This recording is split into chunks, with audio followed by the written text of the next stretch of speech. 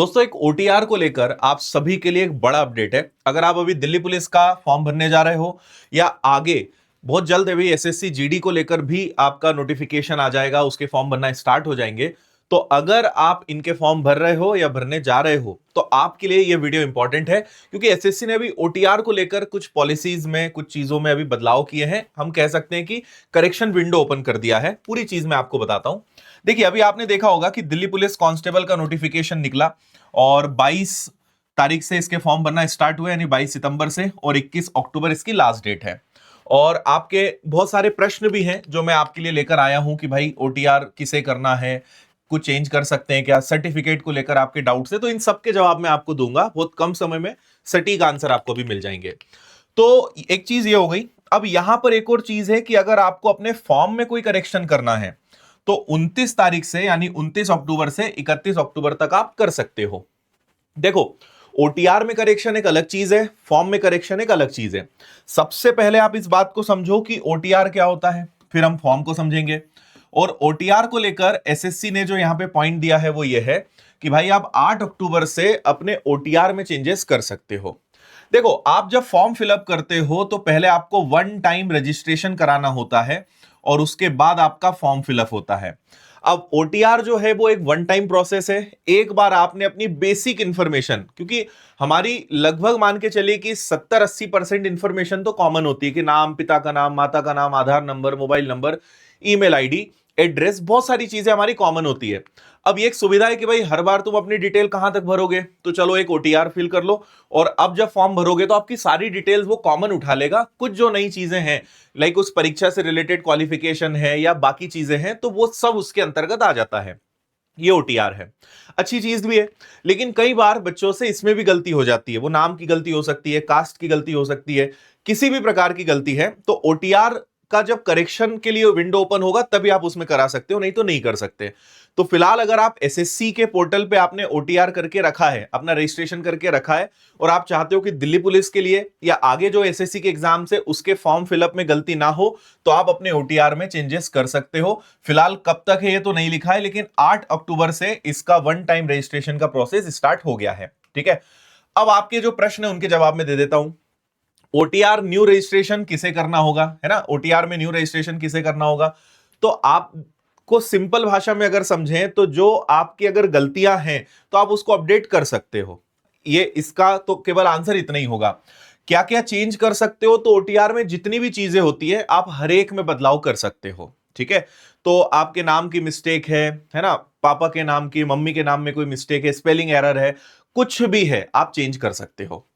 अब अगला जो सबसे बड़ा सवाल है आपका सर्टिफिकेट को लेकर, वो मैं आपको समझा देता हूं। देखो, सबसे पहले ईडब्ल्यूएस सर्टिफिकेट कितना पुराना होना चाहिए? तो जनरली जो फॉलो होता है वो ये, जैसे हम इस एग्जाम की बात करें तो लास्ट डेट तक, जो फॉर्म भरने की लास्ट डेट है वहां तक आपके पास सर्टिफिकेट आ जाना चाहिए। तो आपका सर्टिफिकेट 1 अप्रैल 2025 से जो आपकी लास्ट डेट है फॉर्म फिलअप की, उस बीच का आपका सर्टिफिकेट होना चाहिए। मैं बात कर रहा हूं अभी केवल ईडब्ल्यूएस की। ठीक है, अगर ओबीसी की बात करते हैं, अच्छा ईडब्ल्यूएस का सर्टिफिकेट हो गया, ओबीसी की बात करें तो स्टेट का चल जाएगा क्या? तो मैं जनरली इसकी सलाह नहीं देता हूं और बहुत सारे केसेस में एक्सेप्टेबल भी नहीं होता है। तो आपको इसके लिए सेंट्रल का सर्टिफिकेट बनवाना चाहिए। केवल जैसे हम दिल्ली या कहीं की बात करते हैं, बाकी जगह आप किसी भी राज्य के हैं तो आपको सेंट्रल का सर्टिफिकेट चाहिए। एक और बहुत महत्वपूर्ण बात आपको ओबीसी के केस में ध्यान रखना है। आपका सवाल ये हो सकता है कि सर कितना पुराना हो, तो जनरली इसमें ऐसा कुछ लिखा नहीं है। तो आपका अगर 3 साल 4 साल पुराना भी है तो आप इसमें अप्लाई कर सकते हो, कोई दिक्कत नहीं आएगी। बहुत ही ज्यादा पुराना है तो नया बनवा लो, और नहीं तो अगर 3-4 साल भी हो गए, 5 साल भी हो गए, तब भी इसमें कोई दिक्कत नहीं है। बस आपके सेंट्रल का सर्टिफिकेट हो, यह ध्यान रखें। एससी एसटी वाले बच्चे, क्या स्टेट का या सेंट्रल का चलेगा क्या? तो स्टेट का भी चलेगा, सेंट्रल का भी चलेगा, कोई दिक्कत नहीं है। ठीक है, सुप्रीम कोर्ट का जो रिजर्वेशन पे अभी आपने देखा होगा एक डिसीजन आया, तो एकदम संक्षिप्त में बता देता हूं। इसमें बच्चों ने ये ऑब्जेक्शन लगाया कि भाई हमारे नंबर जो है, हमारी कैटेगरी में तो ज्यादा है ही, लेकिन हमारे जनरल से भी ज्यादा नंबर हैं, तो हमें जनरल कैटेगरी की सीट मिल जाए, हमें जनरल कैटेगरी की लिस्ट में शामिल कर लिया जाए। तो हाई कोर्ट ने इसको देखा कि हाँ यार, बात तो बिल्कुल सही है, लेकिन हाई कोर्ट ने इस पर विचार करने के लिए कहा, इस पे कुछ डिसीजंस हुए, लेकिन सुप्रीम कोर्ट ने बाकी सब चीजों को फिर से समझा, है ना। और सुप्रीम कोर्ट ने यह डिसीजन दिया कि नहीं, ये गलत है, क्योंकि अगर बच्चा एज की अगर रिलैक्सेशन ले चुका है, उम्र में जो छूट है, अगर आप उसका फायदा ले चुके हो अपनी कैटेगरी में, तो फिर अब आपको अपनी ही कैटेगरी में रहना पड़ेगा, चाहे आपके कितने भी नंबर हो। तो ये आपके लिए एक इंपॉर्टेंट बात है कि आप जिस कैटेगरी में हैं, अगर एज रिलैक्सेशन ले लिया है तो आप अपनी कैटेगरी में ही काउंट होंगे। जो नियम पहले से चला आ रहा था वही चलेगा, कोई बदलाव इसमें नहीं है। फॉर्म करेक्शन में क्या क्या चेंजेस कर सकते हैं? सिंपल बात है यार, जो भी फॉर्म करेक्शन में आपकी अगर गलती हुई है, क्वालिफिकेशन रिलेटेड है ना, देखो सबसे ज्यादा, मतलब आप चेंज तो सब चीजें कर सकते हो, सबसे ज्यादा दो चीजों का ध्यान रखना है। पहला है सिग्नेचर। तो आपके सिग्नेचर के बहुत सारे यहां सैंपल दिए हुए हैं, जो स्टैंडर्ड है वो ये होना चाहिए।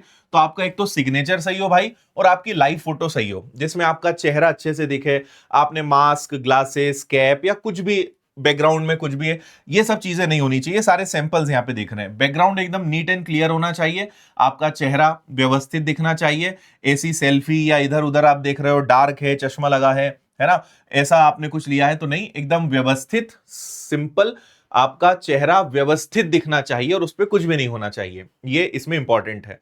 तो ये दो ऐसी चीजें हैं जिस कारण फॉर्म रिजेक्ट होता है आपका बाद में।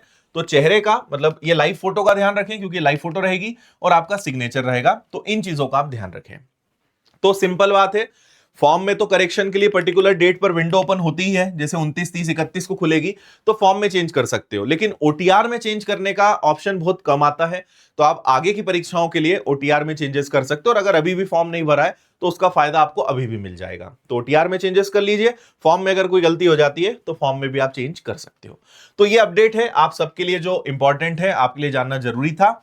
बाकी इसकी बढ़िया तैयारी आप करिए, अभी विनर्स का धमाकेदार ऑफर भी चल रहा है, तो एसएससी हो, रेलवे हो, सारी परीक्षाएं हो, आप इन सब की तैयारी कर सकते हो बहुत कम फीस में। अभी नया फाउंडेशन बैच भी हमारा स्टार्ट हो रहा है 1 नवंबर से, तो आप इसको भी ज्वाइन कर सकते हो। बाकी हर एग्जाम के टेस्ट सीरीज, किताबें, सब कुछ आपको मिल जाएगा। तो सब आपको विनर्स इंस्टीट्यूट ऐप पर ऑफलाइन आकर अगर आपको पढ़ना है तो आप इंदौर आकर पढ़ सकते हो, और किताबों के लिए है, बाकी कोई जानकारी यहां से मिल जाएगी। So that's it. उम्मीद है आपको सारी बातें क्लियर हो गई होंगी। आगे कोई और ऑफिशियल अपडेट आता है तो मैं आप तक पहुंचाऊंगा। Thank you. जय हिंद।